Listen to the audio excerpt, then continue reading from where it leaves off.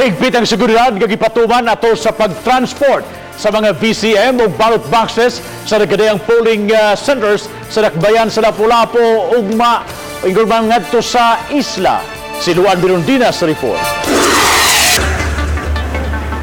Sayo nga nagtapok sa Lapu-Lapu City Hall kini mga magtutudlo nga milangkob sa Electoral Board sa Olango Island ug ubang mga gagmayng isla. Sila ang personal nga mikuha sa mga ballot boxes ug ubang mga accountable forms samtang ang VCM ug VRVM gisakay sa official courier.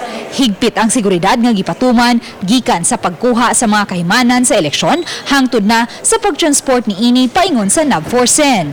Gikan sa Lapu-Lapu City Hall, dungan nga gisakay sa naval ship sa NAV4CEN kini mga sakop sa Electoral Board sa Olango Island ug ang truck sa official courier nga mo'y nagda sa mga election materials. Pag-abot sa Olango Island, tagsa-tagsang gipahimutang sa mga tunghaan ang naasoy mga ekipo sa eleksyon o gisecure sa mga uniform personnel.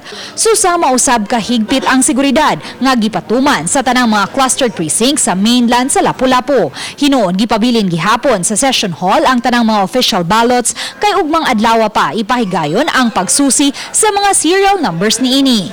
Kanang inyong nakita karon mao kana ang mga official ballots. Sa pagkakaroon silyado una kini ug nakapadlak usab ang session hall diri sa Lapu-Lapu City.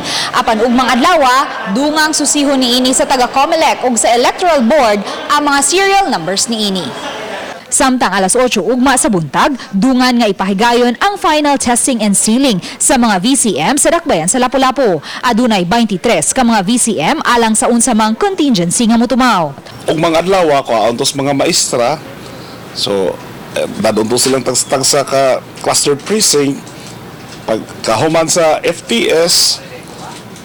Ibalik na po to sa principal's office hangtod sa election day. We have already deployed 100% ganihang buntag, ready for the final testing of the vote counting machines in place. In place na kung asa magbutuhan sa Monday, mao nay lugar po nga magkandak. Uban ni Rinan Quiñones, Luan Birondina, Balitang Bisdak.